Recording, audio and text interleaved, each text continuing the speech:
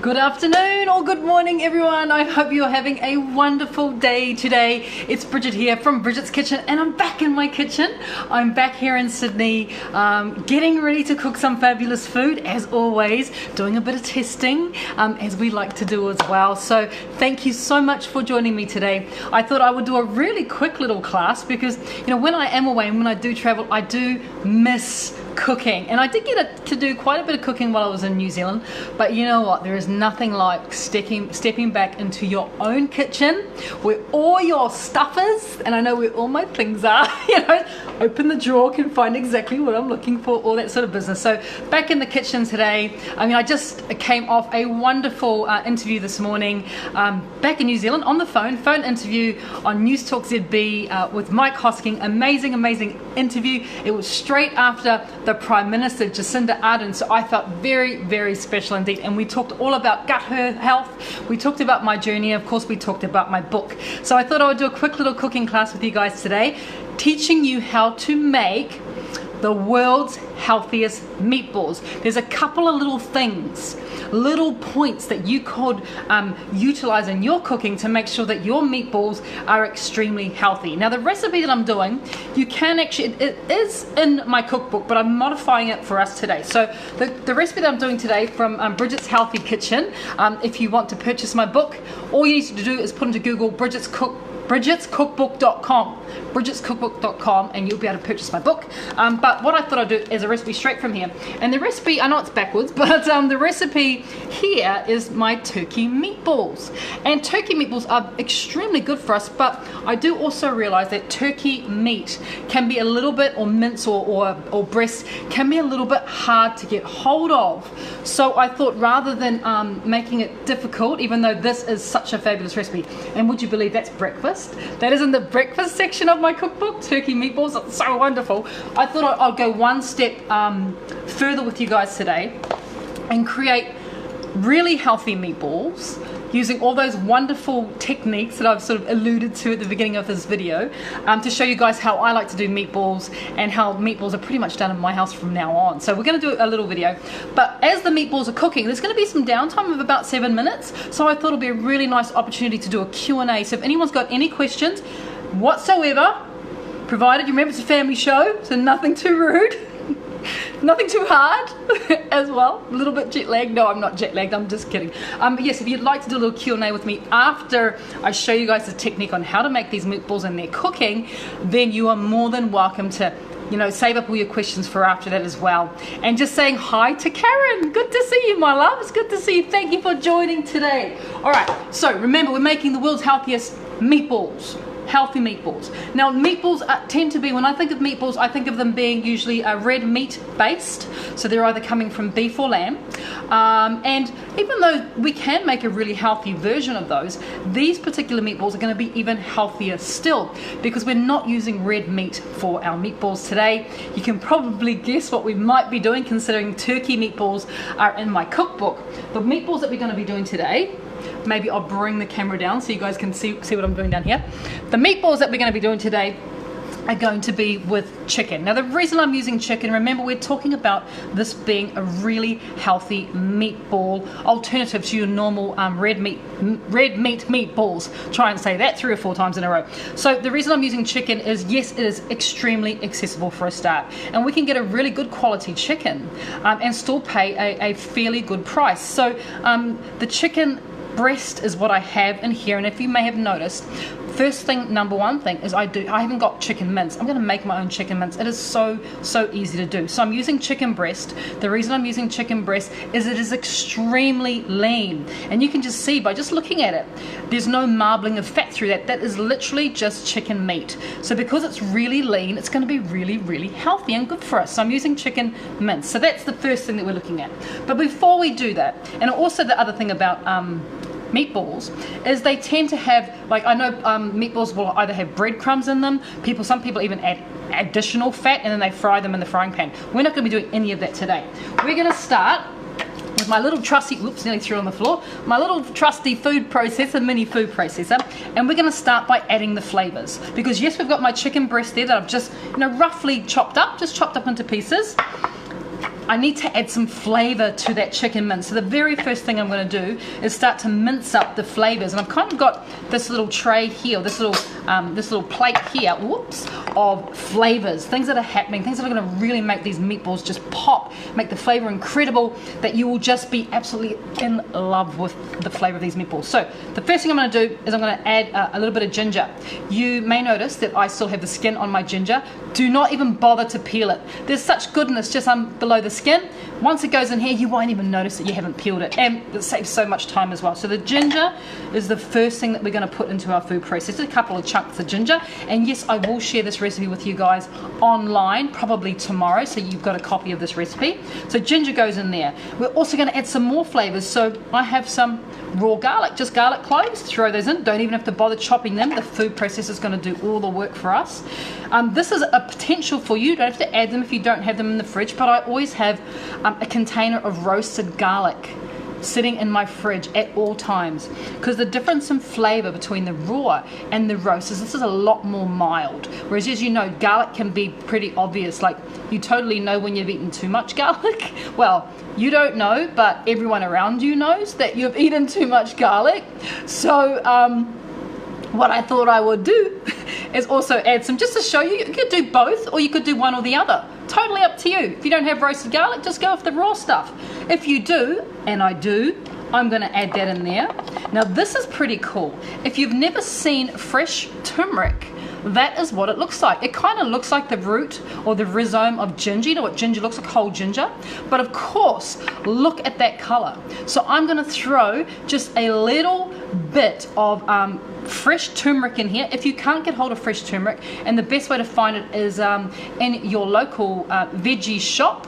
Some good supermarkets do sell it, but your local veggie shop is probably going to be your best option, and it usually sits with the ginger and the garlic and where all those types of products are based in your veggie shop. That's going to go in. If you don't have fresh turmeric, you could add a couple teaspoons of, or not even that much, a teaspoon of ground turmeric. But the benefits, the anti-inflammatory benefits of fresh turmeric far exceed those of dried. So that's why, remember, it's the healthiest meatballs. I'm going to add fresh turmeric into there. And now all I need to do is give it a little bit of a blend, up. So bringing my little machine, I'm going to go down this end. It's not, my cord's not long enough. Very loud noise just for a second as we give it a bit of a whiz.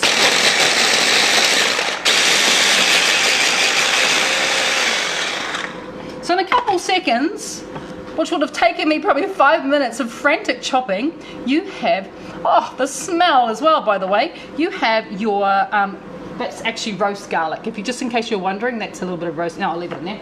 You already have, spatula, it all chopped up for you. Already done. Because this is not only the healthiest meatballs, they're actually also the quickest meatballs.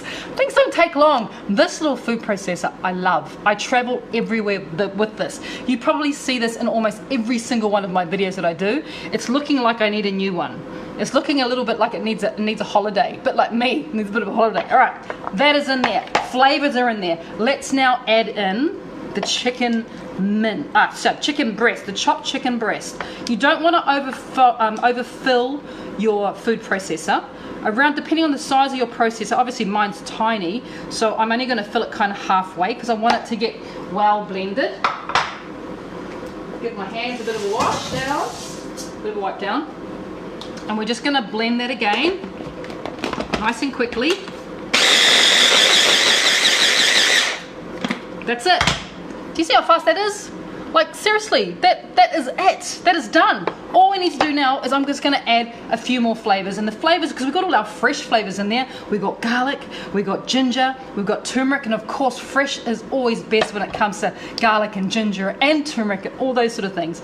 But I do actually also have some dried spices here, and I really want to share the recipe for this dry spice, because this is actually a jerk seasoning, as in spelt jerk, J-E-R-K, and it's a Jamaican jerk seasoning that goes really, really well with chicken. So what I thought I would do, I'm going to head off to the market very soon. I'm going to pick up a whole chicken. I'm going to roast it using my jerk seasoning, and then I'll share that recipe with you guys as well, because it's such a fantastic flavor and it works so incredibly well with chicken. So we're just going to give that one more bit of a, oh, you know what, before I do that, A little bit of salt. I'm using Himalayan salt. Don't need too much, just a trace of that. You can add pepper or not. It's completely up to you. I'm going to add just a little bit of ground pepper. You can also add herbs as well. Now, these were fresh about 10 days ago when I left to go to New Zealand, but unfortunately the kids forgot to water my thyme, and now, can you hear that? It's no longer fresh, it's kind of dry. It'll still be a nice flavour. Let's throw that in. I'm not going to waste it. I've decided, even though the poor plant didn't get watered, I need to get some of those self-watering things for pots for my herbs for sure. So we're going to give that one last little blend. Yep, real happy with that. Now I don't want to over mix it, because when you over blend, and this is why I don't buy chicken mince or ground chicken from the supermarket, because what I find is they make it almost like a paste, and when it's a paste, it becomes really easy to dry your chicken or your meatballs out when you're cooking them. So I much prefer to make it all myself, and then you get rather kind of like these chunks instead of it being like, like a paste, because there's just no way, or not no way, it's really, really hard to make sure that you're still getting a nice moist product when the mince is so fine. So I'll get this out of the way without dropping anything.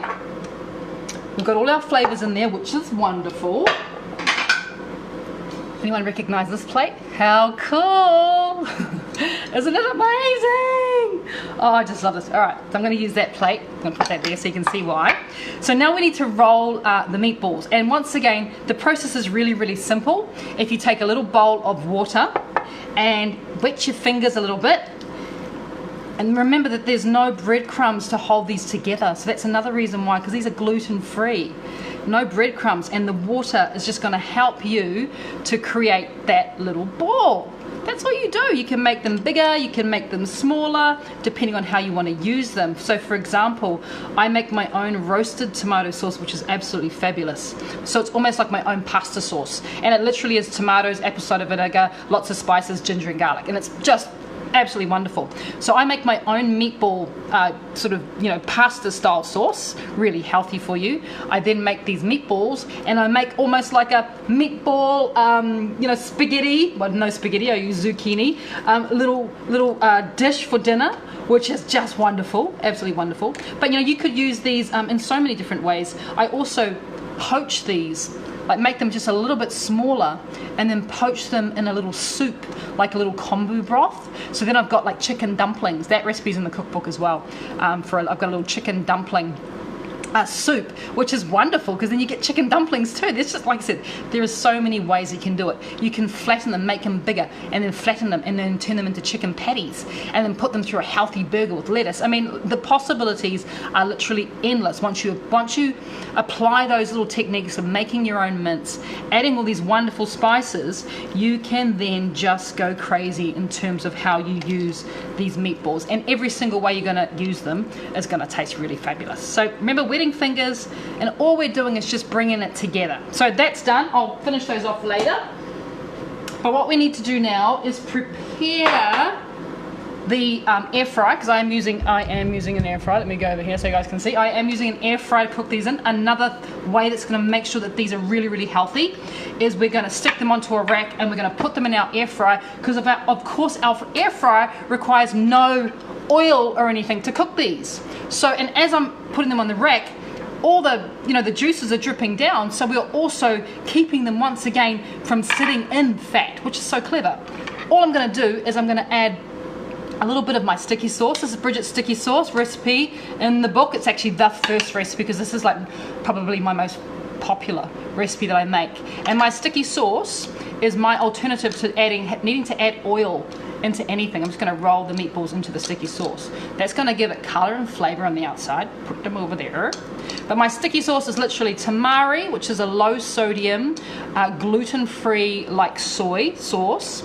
I also have apple cider vinegar in there. There is some limes, there is some ginger, and there's a little bit of apple for sweetness, and it is literally the best thing ever if you want to start to cook with a really healthy medium. And I use it to stir fry. I do things like this. I use it to marinate meat overnight. Like marinating your beef in my sticky sauce is like unbelievable. All right, so I've got my air fryer on. I've got it on 220 degrees, which is pretty hot.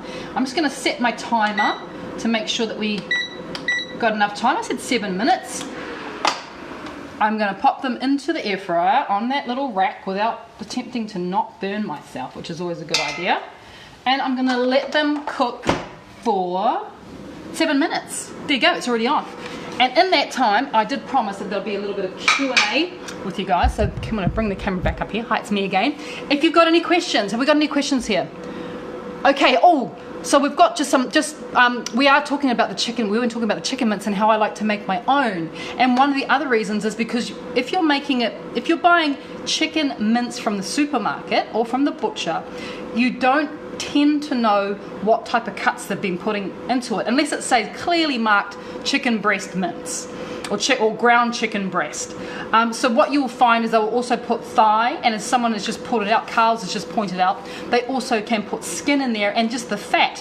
Whereas when it comes to the chicken breast and you're making your own mince, you're trimming the fat off. And a lot of the times, I mean, my chicken breast did not come with any skin, so I didn't even have to bother doing that. But you have complete control over what is going into your mince. Now I do it with chicken because I mean you saw how quick it is and how easy it is to make in just a little plastic food processor. It is so quick and easy that even if you were thinking about it purely from a time perspective, it doesn't take very long. You put all the ingredients in there and make the meatballs all in one container. It's just so awesome.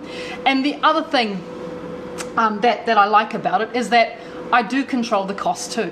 So because you can get more bang for your buck when you make or you prepare ingredients yourself. So if you're thinking of it also from a budget perspective, you're making your own mince is cheaper than you purchasing the chicken already ground up in almost like a paste, which it's just for this, especially for this type of purpose, it's not very nice. I have to say it's not very nice because when it's a paste, the chicken cooks dry, but when it's actually in bigger chunks, you get more moisture. And one of the best things about eating is that you want your food to be moist. You want it to be succulent. You don't want it to be all dry unless it is like a chip and it needs to be dry, or a cracker and it needs to be dry.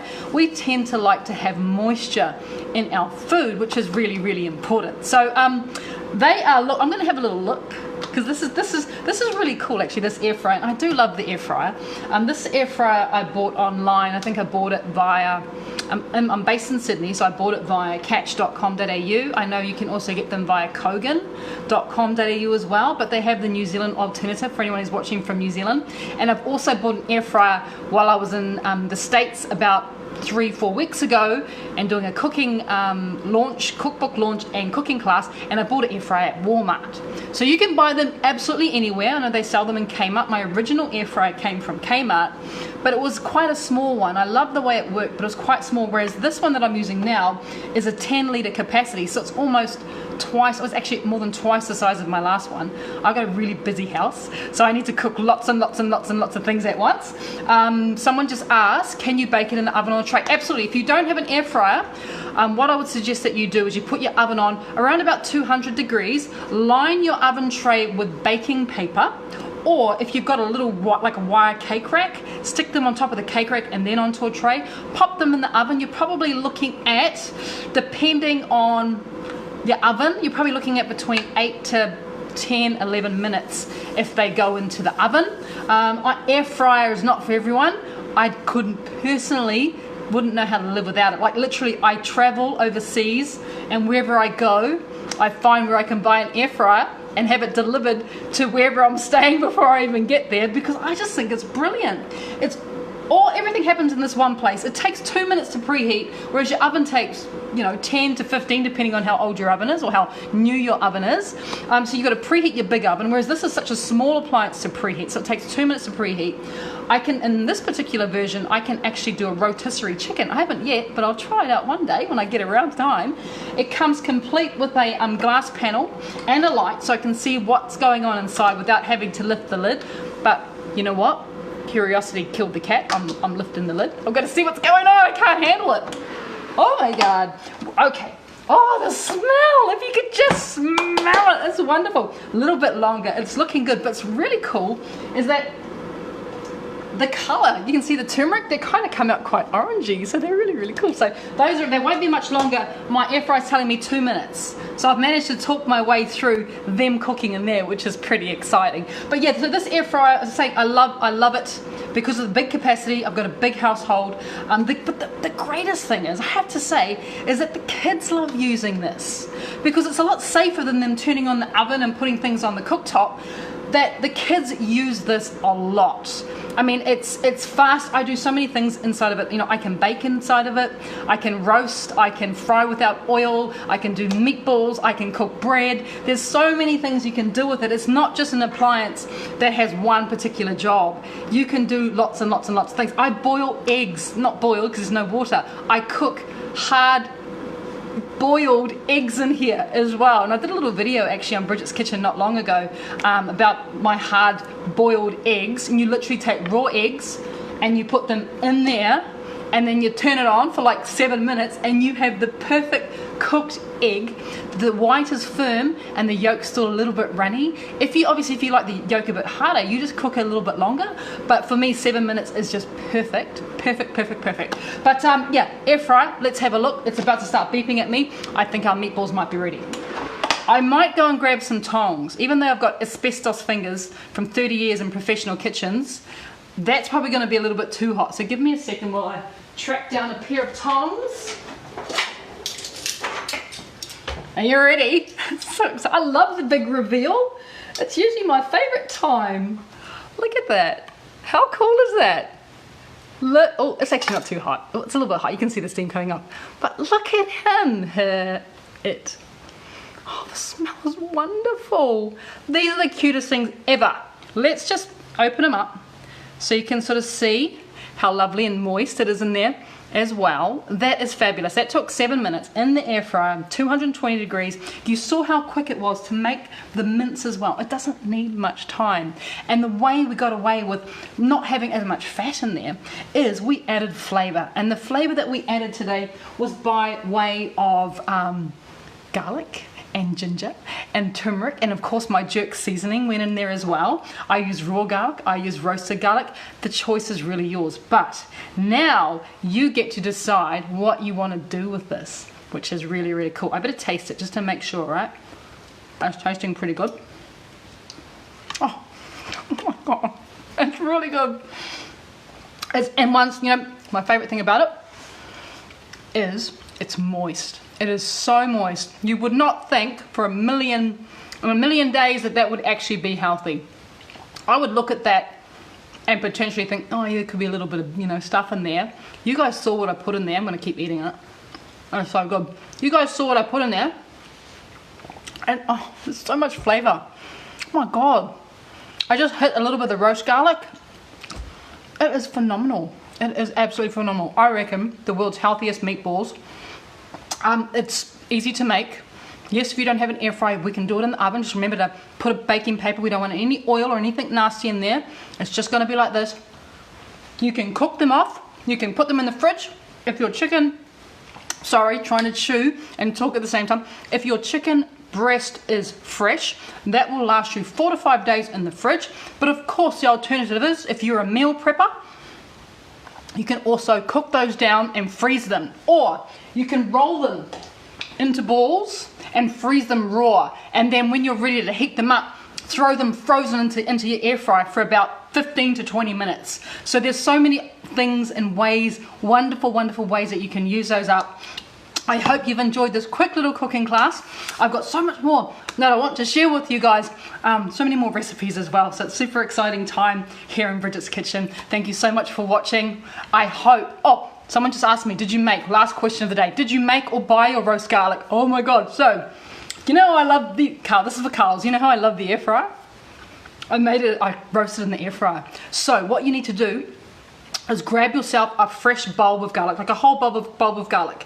Smash it down on the bench so the cloves break up, but still whole, so not peeled. Take the garlic, put it into your air fryer. I think it's around about 180 degrees for 4 to 5 minutes, and you have the perfect roast garlic. You don't have to buy anything. It's so easy. It's amazing. Of course, no fats, no oils, because you're doing it in the air fryer. It's wonderful. All right, guys. Love you lots. I hope to see you again real soon. And yeah, keep watching, because I literally have so many exciting things that I want to share with you guys. There's not enough time today, but I'm going to get there. All right, guys, take care. Bye.